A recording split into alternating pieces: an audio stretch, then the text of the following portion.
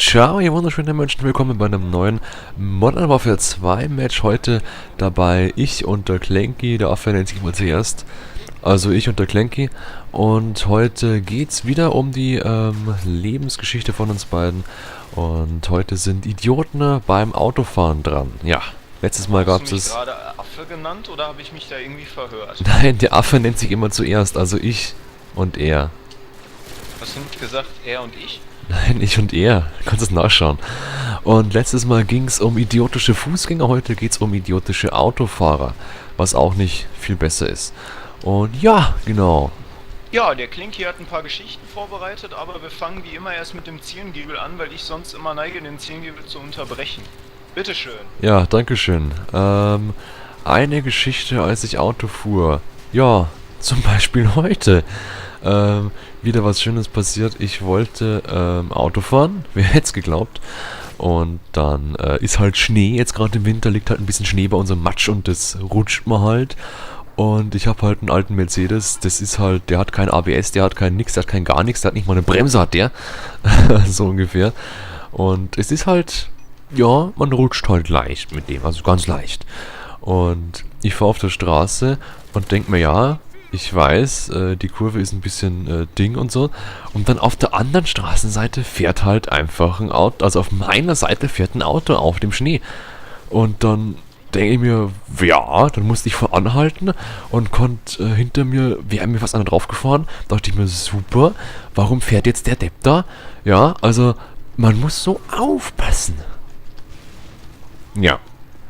Oder? Ja, das ist echt unglaublich, was man immer auf den Straßen sieht. Das ist unglaublich langweilig, was ich gerade erzählt habe. Nee, ich habe dir nur wieder nicht halb, also ich habe Ja. ich habe dir halb wieder nicht zugehört, Ach wie so. immer, weil ich hier jetzt gerade wieder auf zwei andere Sachen beschäftigt war. Okay. Ja, ich mache neben dem Aufnehmen und Zocken ja auch noch was anderes, so, Ja. Ja, hast du denn sonst noch etwas zu erzählen? Ja, Ansonsten, ich mache ja auch ja, was nebenbei. Ich mal ja gerade ein Bild mit meinem Fuß. Ja, ach so, das ist cool, kannst du das? Ich kann das nicht, ich habe das mal probiert, ja. Aber ich kann wirklich mit meinem Fuß Bass spielen. Ich hab's mal probiert. Mit einer Hand ja, Keyboard, mit der anderen Gitarre, mit dem Fuß Bass. Ist cool. Ja. werd's mir merken, wenn ich dich mal besuche, fasse ich kein Instrument an. Warum nicht? Ich hab Socken angehabt. Ja, Trotzdem. okay. Und andere Sachen, ja, jeden Tag, wenn einige, ja, es ist nachts, man fährt auf der Autobahn und einer hat ja das Licht nicht an und das ändert er auch nicht. Und ja, oder das Beste ja immer noch LKW-Fahrer, die immer überholen wollen, ja, das nervt mich ja überhaupt nicht, die brauchen unendlich lang LKW-Fahrer. Und dann gehen sie meistens bei der nächsten Ausfahrt runter. Warum müssen sie dann die 10 Meter noch überholen oder Erster sein? Ja, ist das cool oder was, wenn ich jetzt Erster bin vor dem anderen, der auch da runter muss? Also, so langsam sind LKWs beim Überholen und andere Menschen natürlich, die auf der Autobahn immer schön drängeln müssen hinter einem und dann, wenn sie links fahren, nicht mal mehr als 5 km/h mehr als ich fahren. Also ich hasse alle Menschen. Ja, genau. Gut. Ja, Ja, ja, das mit den LKWs, das habe ich jetzt nicht so, aber ich fahre auch nicht so oft Autobahn, also. okay. Von daher habe ich das Problem nicht so. Was mich immer stört, sind Sonntagsfahrer. Ah, Extrem schlimm. ja, Sonntag auch wieder. Klassischer Sonntagsfahrerbeispiel. ja, Ich stehe am Sonntag so auf, mein Vater so, hier, hast meinen Autoschlüssel, hol mal ein bisschen Brötchen. ja. Ja, kein Problem, kann ich erfahren. Habe ich mir gedacht, okay, holst du mal Brötchen. So. Holt der Clanky Brötchen, fährt er los. Gerade die erste Straße raus, um die Ecke, was passiert? Der erste Wagen vor mir und fährt in der 30-Zone konstant 21 km/h. Ach, schön war das. Und dann in der 50-Zone, ach, da wurde es noch besser. Dann biegt er in der 50-Zone ab. Ja. Kam ein fettes Schild, Zone beendet, also Zone 30 aus. Bei uns Ja. gibt es Zone 30, ich weiß nicht, ob ihr das sowas auch Ja, habt klar, in haben wir auch. Bayern. Ja. Ja, dann kam da halt dieses Zone beendet Schild und das heißt ja, sofern da kein anderes Geschwindigkeitsbegrenzungsschild ist und man innerorts ist, da fährt man 50. Genau. 50, so. Was macht der Fahrer vor mir? Fährt sage und schreibe, beschleunigt er sein Auto von 21 km/h hoch auf sage und schreibe 28 km/h Wow, und Mensch. fährt die Straße runter. Das ist bestimmt Normalerweise riskant. ist es ja so, wenn man ein Auto überholt, sagen wir mal, da ist 50 und einer regt sich jetzt auf, weil der stur 50 fährt und der überholt jetzt. Dann muss er ja mit einer deutlich höheren Geschwindigkeit überholen, sagen wir mal mit 70 oder so. Ja. So, bei dem Auto war das so, ich konnte mit der Geschwindigkeit überholen, die erlaubt war. Ich konnte mit 50 km/h richtig schnell an dem vorbeifahren und das war erlaubt. Da habe ich mir auch so gedacht, ja, da hätte jetzt ruhig einer blitzen können, das wäre mir kackegal gewesen, ich wäre immer noch im Tempolimit gewesen. Also, Ja. naja, ich habe ja, da haben viele wahrscheinlich schon drauf gewartet, sofern das hier schon irgendwie hochgeladen wurde. Ich habe ja erzählt in der ersten Autofolge, dass es so ist, dass es sehr gefährliche Autofahrer auf der Straße gibt. Ja. Und zwar Autofahrer, die nicht davor zurückschrecken, den Clanky gerne mal tot zu fahren. Ja, ich fange dann mal an. Ja. Soll ich zuerst die krasseste Geschichte erzählen oder erst so ein paar andere? Ah ja, erst die krasseste. Das mal. Ja. Ja gut, dann fangen wir mit der krassesten an. Ja. Also, die habe ich dem Zingibil schon erzählt, der kennt das jetzt, der braucht jetzt auch nicht so tun, als hört er das zum ersten Mal. Okay. Es war so, ich fahre einen Berg hoch, war jetzt nicht so steil, war ein Berg, eine gerade gezogene Straße mit einer kleinen Baustelle drin, links und rechts nur eine Spur. Auf der linken Spur, also der Gegenspur, waren überall Autos, die haben sich bis unten gestaut. Ja, ich fahre halt wie gesagt auf der rechten Spur, weil wir in Deutschland ja bekanntermaßen rechts fahren. Zumindest, wenn wir nach der Straßenverkehrsordnung fahren. Ich weiß, es gibt ein paar Leute, die das auf den Autobahnen immer mal gerne falsch machen, Ja. indem sie die falsche Ausfahrt nehmen und das als Einfahrt nehmen. Aber ja, egal, wir wollen jetzt die Geschichte hören, Klinke, mach hin. So. Ich fahre den Berg hoch und sehe beim Berg hochfahren, also oben war eine Kurve. So, und dann sehe ich so oben in der Kurve ganz kurz so ein blaues Licht. So, ja, war irgendein Einsatzfahrzeug wahrscheinlich. Ist ja nicht schlimm, war nur kurz da. So, auf einmal sehe ich das Licht wieder kurz. Ja, okay. Gucke ich so auf die anderen Autos. Auf einmal gucke ich nach vorne. Ja, ich fahre einen Kleinwagen. Und da fuhr in dem Moment ein Notarztwagen auf mich zu, in der Gegenspur. Der fuhr von oben nach unten. Ich fuhr von unten nach oben. So, der fuhr auf meiner Spur mit angeschaltetem Blaulicht, aber ohne Sirene. Und ich hatte keine Musik an dem Auto. Ich habe ganz leise Radio gehört. Er hatte keine Sirene an, hundertprozentig nicht. Der fuhr ohne Sirene mit circa, also mit geschätzten 60 bis 70 km/h auf mich zu, obwohl nur 50 erlaubt waren. So, ist ja jetzt nicht schlimm, ist ja, wenn er im Einsatz ist das ja okay, aber darum ging es nicht. Wie gesagt, er fuhr auf mich zu. Und dann, ja, habe ich mir so überlegt, ja, der wird ja jetzt mich nicht kaputt fahren, weil ich hatte sehr schlecht Chancen auszuweichen, weil neben mir ein hochgezogener Bordstein war, also ein normaler Bordstein, der war halt hochgezogen und der nächste abgesenkte Bordstein, der ist halt ein bisschen weiter entfernt gewesen und da habe ich mir dann auch so gedacht, ja, jetzt, das könnte es jetzt gewesen sein. Der fuhr nämlich richtig schnell auf mich zu und ich bin ja auch so 50 bis maximal 55 gefahren. So, und ihr müsst euch das jetzt so vorstellen, ihr fahrt Auto, denkt nichts Böses und auf einmal guckt ihr nach vorne und ein Einsatzfahrzeug, ein SUV war das sogar, fährt dann straight mit geschätzten 60 bis 70 km/h auf euch zu, während ihr 50 km/h fahrt. Ihr müsst euch das einfach mal überlegen, wie das sich so anfühlt, wenn man ein Auto mit 50 km/h fährt und dieses frontal gegen ein Auto knallt, was erstmal gewichtstechnisch, massetechnisch deutlich überlegen ist und dann noch mit einer deutlich höheren Geschwindigkeit, als man selbst fährt und dann noch das Verhältnis 70 km/h und 50 km/h. Ihr glaubt gar nicht, was da für Kräfte entstehen. Das ist krass. Ja, jedenfalls fuhr der dann auf mich los, auf mich zu und ich hatte noch einen Kollegen mit im Auto und ich habe da nur eine Chance gesehen. Es kam gerade in dem Moment, war noch ein Stück von einem abgesenkten Bordstein. Ich bei meinem Auto sofort das Lenkrad rumgerissen, das Auto seitlich richtig nochmal ganz knapp auf den Bordstein gezogen und dadurch konnte ich dem an mir vorbeirasenden Notarzt so gerade noch entkommen. Also ich war da wie gesagt nicht mit dem Metermaß, aber ich schätze, es waren ungefähr 5 bis 7 Meter, die ich das gemacht habe, bevor dieser Wagen mich getroffen hat. Also als der Wagen so 5 bis 7 Meter vor mir war, habe ich den Wagen rumgezogen. Das war sauknapp. Und das müsst ihr euch mal vorstellen, wie knapp das ist, wenn euch dann so ein Auto auf euch zufährt. Das ist sowas, da reagiert man im ersten Moment nicht drauf. Ich habe halt meine Reflexe, das kommt vom Gaming, das kommt von, gut, ich fahre jetzt auch nicht seit gestern, ich habe meinen Führerschein auch schon fast 2 Jahre. irgendwo hat man dann halt die Reflexe und da habe ich dann auch drauf reagiert, aber da merkt man das nicht so richtig, da hat man noch diesen Adrenalinkick drin. Aber wenn man dann danach auf dem Bordstein steht, das Auto steht still und man überlegt sich, was ist eigentlich gerade passiert, und dann geht man das nochmal so durch den Kopf, das ist einfach krass, das wünsche ich auch keinem. Da gibt es Leute, die sagen, nach so einem Erlebnis, da fahren die erstmal ein paar Wochen kein Auto mehr, und das kann ich auch vollkommen nachvollziehen. Ich bin da jetzt einer, der sagt sich, okay, dann regt er sich einmal kurz auf oder hat halt diese Situation einmal kurz erlebt und dann frisst er das nicht über die Autofahrt in sich hinein, fährt auch normal weiter und so, und dann kommen die Gedanken erst, wenn man so abends zu Hause dann sitzt oder so, wenn man da in Ruhe dann sitzt.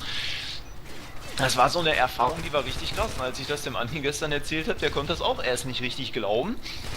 Aber das ist mir wirklich passiert. Und wenn man mal so darüber nachdenkt, da hätte der Clanky durchaus tot sein können. Ja. Also klar, die einen sagen, das ist nicht gerade besonders viel, aber man muss bedenken, ich saß in einem Kleinwagen, das schneller anfahrende Auto war ein SUV. Das heißt, da ist schon mal der SUV deutlich überlegen, weil der erstmal viel größer, viel fetter ist, der ist ein bisschen höher gelegt. Der wird, wenn der ihn nicht reinknallt, würden die im SUV bessere Chancen haben als wir in dem Kleinwagen. Auf der anderen Seite ist der deutlich schneller gefahren und ich sag mal so, das wäre für uns beide nicht gut ausgegangen, wenn wir da jetzt frontal ineinander gecrashed wären. Erstmal die Tatsache, dass, ja, ich bin danach dann nach Hause gefahren normal. Hab das so meinen Eltern erzählt, mein Vater dann direkt so, ja, das kann aber nicht sein, Notarztwagen muss in so einem Einsatz immer die Sirene anmachen, wenn da Autos sind, und der kann auch nicht einfach wie so eine, wie man sagt, so eine besenkte Sau, kann er ja nicht einfach über die Straße ziehen und da das Leben von anderen riskieren. Ich hab's ja auch nicht gedacht, dass es wirklich sowas gibt, aber ich denke mal, es war dem Notarzt scheißegal, der ist einfach felsenfest davon ausgegangen, dass ich zur Seite ziehe. Warte mal kurz, ist jetzt mal Ruhe hier? So. Das ist halt sowas, da denkt man sich, ja, das darf eigentlich gar nicht sein, aber es ist wirklich passiert. Ja. Das ist so für mich die krasseste Autofahrgeschichte, die mir passiert ist, wo ich mir wirklich dann gedacht habe, da geht es jetzt einfach nicht mehr darum, was danach mit dem Auto passiert wäre, sondern da geht es darum, was danach mit dir selbst passiert wäre. Und ich sag mal so, wenn man mit schweren Verletzungen im Krankenhaus liegt oder vielleicht sogar an seinen Verletzungen daran irgendwann erliegt und dann irgendwann stirbt oder so oder sterben kann oder wie auch immer, dann nützt einem auch eine Gerichtsverhandlung mit den entsprechenden Leuten nichts mehr, weil dann hat man da nicht mehr so viel von. Ja, genau. Der ist doch geil, oder? Hey. Warte, er kriegt ein Küsschen von mir. Okay. Kriegt sogar 2, guck. Bin wieder nett heute. Ja. Ja, wenn ihr das auch so seht, schreibt es bitte in die Kommentare, mich würde es dann mal interessieren. Ja. Mir ist auch noch was passiert. Ich fahre auf der Autobahn und dann fahre ich auf der Autobahn, wollte gerade einen LKW überholen und ich überhole den, bin neben den, auf einmal fällt von dem LKW ein Stück Blech runter und das voll von meinem Auto her. Ich dachte mir, scheiße, ich konnte nicht nach rechts ausweichen, ich konnte nicht bremsen, ich konnte ja nichts machen. Hinter mir waren Autos, rechts neben mir war der LKW. Ich konnte nicht schnell nach vorne, weil vor mir das Ding war. Ich musste also voll drüber fahren, sonst hätte ich ja nichts machen können. Was müssten wir machen? Und dann bin ich drüber gefahren über das Ding und hat's mir halt ein bisschen was aufgerissen unter dem Auto. Und dann, der war ja auch noch geil, dann bin ich dem hinterhergefahren, wollte ihn sein Nummernschild noch haben. Dann ist der rausgefahren und wartet erst, dann bin ich rausgefahren, habe ich ihn gefunden, wieder aufgeschrieben, dann mussten die das zahlen, die Idioten. Meine Fresse, hey, das geht doch nicht, dann fallen Sachen vom LKW runter und genau unter meinem fährst mir jetzt in die Windschutzscheibe rein oder so, hey, leck mich am Arsch, ja. Das ist krass, oder gegen's Reifen oder irgendwie dumm anders, hätte ich ausgebremst, geschlagen, keine Ahnung, ja. Krasse Sachen gibt's. Ja, ich finde das unglaublich, was du jetzt gerade erzählt hast. Also das ist eine Geschichte, die hat er mir noch nicht erzählt. Ja. Das kann ja nicht sein, dass da von einem Auto einfach mal irgendwelche Teile runterfliegen. Vor allem, was das für eine Gefährdung ist. Gerade wenn man zum Beispiel, ich weiß ja nicht, du hast ja gesagt, von einem LKW fuhr was runter, das war bestimmt auf der Autobahn dann auch. Ja, schon, ja. Ja, jetzt stell dir mal vor, du hättest in dem Moment die Kontrolle über dein Auto verloren, weil dir das Teil frontal in die Windschutzscheibe geknallt wäre. Und dann wären hinter dir noch ein paar Autos reingeknallt und dann können wegen solchen Sachen, ich weiß, das ist vielleicht für manche jetzt ein bisschen überzogen, aber das kann wirklich ganz schnell passieren, da kann mal eben eine Massenkarambolage raus entstehen. Und was es dann für Verletzte und Verkehrstote wieder gibt, wegen einem Stück Blech, was nicht richtig gesichert ist. Da kann man sich dann im Nachhinein auch sagen, was soll die Scheiße eigentlich? Ja. Also das kann ich nicht verstehen. Das war echt krass, ey. Noch nicht passiert. Ja. Das war krass, ja. Unglaublich, da wär ich hinterhergefahren. Also das ist richtig krass. Ja, das stimmt. Ja, haben wir noch was? Oder hören das wir sind auf? dann ehrlich diese Situationen, wo man sich dann sagt, manche Autofahrer, die denken einfach wirklich nicht nach. Ich hatte auch schon mal sowas, bevor wir jetzt aufhören. Ja. Das war jetzt nicht so schlimm, das hätte aber halt einen Blechschadenunfall fast gegeben. Und das sind ja auch so Sachen, die man allein wegen dem Stress schon auch vermeiden könnte. Hm. Klassische Rechts-vor-links-Situation. Ich fahre aus meiner Straße raus, ist eine normale Viererkreuzung, also von allen 4 Seiten kam eine Straße Ja. und ist halt überall rechts vor links. Also ich fahre dann raus und von der linken Seite von mir kam ein Auto. Ja. So, das heißt, dieses Auto auf der linken Seite hat ja die Wartepflicht, also ich habe Vorfahrt. Ja. So, was passiert? Ich fahre die Straße normal raus auf meiner Spur Ja. und musste, weil auf der rechten Spur von der Straße, also es war eine 30-Zone, war auch nicht sonderlich schlimm, Ja. auf der rechten Spur stand halt ein Auto, so auf der Straße, durfte da auch stehen, weil da so Parkmarkierungen sind. Ja. Also musste ich, um an diesem Auto vorbeizufahren, auf die linke Spur wechseln, also auf diese, was für die anderen die andere Spur ist, also die Gegenspur musste ich dann wechseln. Und dann fuhr von links ein Auto raus und wollte in die Straße rein, wo ich gerade rauskomme. Ja. Und da ich ja auf der Gegenspur war, weil ich ja auch keine andere Wahl hatte, wäre der mir fast ans Auto gefahren, weil dieser nette Mensch Ja. einfach aus der Straße rauszieht, anstatt da an der Ecke stehen zu bleiben, weil das ist jetzt nicht, das ist nicht so dieses klassische rechts vor links, wo man sich sagt, da kann man auch mit 30 km/h vorbeifahren, da ist nicht schlimm, wenn ein Auto kommt, drückst du aufs Gas, Ja. sondern das ist so eine rechts vor links Situation, wenn du da nicht aufpasst, da hast du auch ganz schnell dann einen Blechschaden wirklich drin und das muss dann wirklich nicht sein, also das ist eine gefährliche rechts vor links Stelle. Hm. Ja, und anstatt dass er an der Straße stehen bleibt und abwartet, nee, er muss rausfahren und mir fast ins Auto fahren. Und das Beste kommt noch, das ist jetzt das, was ich sehr kurios fand. Ja. Der Typ fuchtelt da noch mit dem Finger rum, so als hätte ich die Schuld dafür gehabt. Als hätte ich die Schuld dafür gehabt, dass der Typ mir erstmal fast die Vorfahrt wegnimmt, weil ich ja in der Situation Vorfahrt hatte. Ja. Und auf der anderen Seite kann ich doch da nichts für, wenn ich auf der linken Spur fahren muss, weil auf der rechten Auto steht. Ich meine, soll ich durch das Auto durchfahren oder was Ja. für die Scheiße? Das ist unglaublich, was man im Straßenverkehr für Leute sieht, was für Leute sich da manchmal keine Gedanken machen. Ich meine, der Zielgebel und ich, wir sind ja auch nicht perfekt. Wir haben ja auch schon unsere Fehler verbockt, aber ich sag mal so, aus Fehlern lernt man und manche lernen aus Fehlern eben nicht. Und Ja. bei solchen Situationen, wo man dann wirklich selbst nicht mal weiß, ob man im Recht ist oder nicht im Recht ist, da frage ich mich doch, was soll das? Was machen die auf der Straße? Aber nun gut, wie ich gerade schon Ja. sagte, wir sind halt auch nicht perfekt. Für andere sind wir halt bestimmt die größten Ärsche und wenn die auf YouTube wären, dann würden die auch über uns ein Commentary machen. Also von daher, Ja. niemand ist perfekt, aber die Situation, die wir jetzt hier hatten mit dem Stück Blech bei Zierengebel und mit dem Notarzt bei mir, das sind Sachen, die wirklich überhaupt nicht sein dürfen. Also Nee. ich hoffe, das könnt ihr auch halbwegs nachvollziehen, dass uns diese Sachen halt sehr aufregen. Ja. Oder zum Beispiel noch ein ganz kleines Beispiel, hatte ich auch schon. Ich fahre gerade ja eine Straße, da ist immer ein LKW, steht da immer und der steht auf der linken Seite, also die anderen müssen warten. Ich habe Vorfahrt, deswegen müssen die anderen hinfahren. So, es kommt ein Auto, das muss warten. Ja, dachte ich mir, ja, aber das fährt einfach weiter, weil das cool ist. Und dann dachte ich mir, ja, lass es vorbei, ist ja nicht so schlimm. Ich war noch ein bisschen weiter weg und dann die dumme, blöde Kuh fährt sie mit ihrem kleinen hässlichen Auto und ja, sieht mich und fährt absichtlich dann vorbei und ich war schon auf Höhe des LKWs. Die hätte mich fast gerammt, die dumme Kuh. Dann Ja, hält klar. sie noch einen Finger. Ich hab die angeschrien in meinem Auto, hey. Ich hätte die rausgezogen und hätte ihr mal ins Gesicht gespuckt oder so, hey. So eine dumme Kuh, ja, hallo oder was? Meine Fresse, ja. Ja, und da sagt man immer, dass die Fahranfänger, die erst seit kurzer Zeit ihren Führerschein haben, immer die schlimmsten auf der Ja. Straße sind. Das finde ich übrigens auch manchmal ein bisschen sehr weit hergeholt, weil man sich da auch dann wirklich sagen muss, es gibt auch sehr viele Leute, die das ebenfalls nicht drauf haben, die den Führerschein schon 20, 30 Jahre haben. Ja, Sollte man sich vielleicht mal so in den Hinterkopf rufen. Ich sage nicht, dass Fahranfänger besser sind oder gleich gut sind mit den Leuten, die den Führerschein vielleicht schon 10, 20 Jahre haben. Aber es gibt halt auch diese speziellen Fälle, die den Führerschein eben ganz lange haben und sich dann einfach darauf was einbilden und sagen, egal was für eine Situation, ich kann mit der Situation eh umgehen. Ich habe mein Auto und alles andere unter Kontrolle. ja, Also ich sag da immer, egal Egal in welcher Situation, es kommt da einfach nur darauf an, dass man da wirklich einen kühlen Kopf bewahrt und dass man das Auto halt kennt, was man fährt und dann auch entsprechend richtig handelt, sonst baut man richtig Scheiße. Und ja, es gibt halt Leute, die das eben nicht so leicht hinnehmen wie wir, weil wir sagen uns bei solchen Situationen, da regen wir uns richtig übertrieben drauf auf. Wir kriegen da ganz kurz einen Schock in diesem Adrenalin-Moment, wo man erst reagiert und alles und dann da hoffentlich einem Unfall entgeht.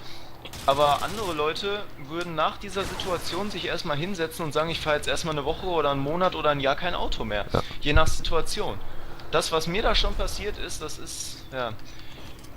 Dann, eine Situation ist mir noch eingefallen. Ja. Oh, da habe ich mich auch aufgeregt. Wieder ein Geisterfahrer. Ich hab's mit den Geisterfahrern, Leute. Aha. Ich fahre eine Straße runter. Es war so ein Berg, so ein Hügel. Und fahre ich so runter. Und auf einmal kommt mir auf meiner eigenen Spur kommt mir ein Auto entgegen. Ja. Also das war eine Straße, da waren 2 Spuren auf unserer Seite. Das waren 2 Spuren und dann war ein Busch, so als Trennung, und dann waren auf der anderen Seite in die andere Richtung auch 2 Spuren. Ja. So. Und dann war das so, ich fahre so auf meiner Spur runter und fahre auf der linken Spur. So, formt mir auch die ganzen Autos, weil es war in dem Moment noch eine Spur, aber von rechts kam schon die Spur von der anderen Straße rein, also so eine Kurvenspur. Und die gehen dann halt zusammen auf eine Doppelspur und so weiter. Ja. So, und auf der rechten Spur neben mir waren überall Autos. Ja. Das heißt, ich hatte nicht so viel Möglichkeit da auszuweichen. Vor mir war noch ein Auto und hinten. Ja, und auf einmal sehe ich, wie vor mir ein Auto schlagartig zur Seite zieht. Und ich guck so und sehe so, da fährt ein Auto auf mich zu. Da fährt ein Auto tatsächlich auch wieder mit so einer hohen Geschwindigkeit. Das war auch wieder 50, 60 km/h, fährt er auf mich zu. Ja, was willst du machen als Geisterfahrer? Der war ja Geisterfahrer, was willst du da machen? Da Ja. kannst du nichts machen. Ich konnte das Auto nicht nach rechts ziehen, weil auf der rechten Seite waren überall Autos, die ganze Spur wäre voll. Das heißt, ich hätte dann noch einen zusätzlichen Unfall gebaut. Und ich konnte nicht nach links ziehen, weil hätte ich nach links gezogen, wäre ich über den Busch in die andere Gegenspur gefahren und hätte da einen richtig heftigen Unfall gebaut. Das heißt, da muss man wirklich in den sauren Apfel beißen, man muss bremsen und hoffen. Ja. So, ich bremse. Der Typ scheint dann offenbar gemerkt zu haben, dass er sich auf der falschen Spur befindet oder dass da irgendwas nicht stimmt und hat auch die Bremse getreten. Und ich habe es nicht nachgemessen, aber unsere beiden Autos kamen ungefähr 1,5 Meter voreinander zum Stehen. Ja. So, und er hat eine Vollbremsung gemacht und ich habe auch eine Vollbremsung gemacht. Ja. So, und wenn man da jetzt bedenkt, einen Moment, in dem man da nicht richtig reagiert hätte, dann wären wir auch wieder ineinander geknallt. Ich meine, das hätte jetzt vielleicht keinen tödlichen Unfall gegeben, aber ich gehe mal kurz hier raus, weil die Runde zocken wir jetzt auch nicht mehr. Ja. Es hätte jetzt keinen tödlichen Unfall gegeben, aber es hätte immer einen Unfall gegeben, wo es vielleicht auch Verletzte gegeben hätte und in der Regel ist es dann auch einfach ein Schaden, der vermieden werden kann. Ja, schon. Wenn die Leute nicht wissen, wo sie langfahren, dann sollten sie sich mal ein bisschen orientieren und das Witzige ist, so wie ich das mitbekommen habe, sind vor mir, weil ich stand dann danach auf der Straße, weil der Typ stand vor mir und dann ist hinter mir der Fahrer ausgestiegen und hat sich schon voll gewundert, dann bin ich auch ausgestiegen und der hinter mir meinte dann so, ja, der Geisterfahrer wäre da vorne schon lang gefahren und da wären auch schon irgendwie 5 oder 6 Autos richtig krass zur Seite ausgewichen. Aha. Das habe ich nicht mal so richtig mitbekommen, dass das passiert ist. Ich habe das erst mitbekommen, als der Wagen vor mir zur Seite gezogen ist. Ja. Und da muss man mal bedenken, der fährt als Geisterfahrer, ihm kommen schon 5 oder 6 Autos entgegen, die dann schlagartig auf die Seite ziehen. Da sollte man sich vielleicht mal Gedanken machen, ob die nicht alle einen Fehler gemacht haben oder ob man nicht doch vielleicht selbst den Fehler gemacht hat.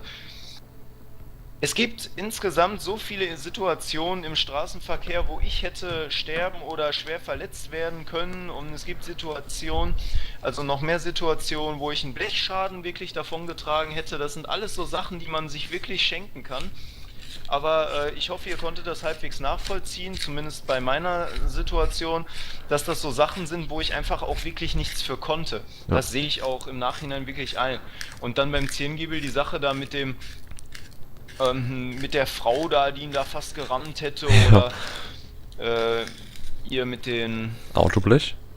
Mit dem LKW? Dings mit dem Autoblech, genau. Das sind so Sachen, da kann man wirklich nichts machen. Da kannst du einfach nur hoffen, dass da nichts Größeres bei passiert. Und im Endeffekt, wir beide leben, wir beide haben noch keine Unfälle gebaut. Und in dem Fall, wir klopfen ganz fest aufs Holz und schmeißen irgendwas hinter unsere Schultern und sind sonst irgendwie abergläubisch, dass da nichts weiter passiert. Ja. Wir bedanken uns bei euch fürs Zuschauen. Das war Zierengebel von Zierengebel TV und Klenki von Guerilla Gaming TV. Macht's gut, bis zum nächsten Mal. Tschüss.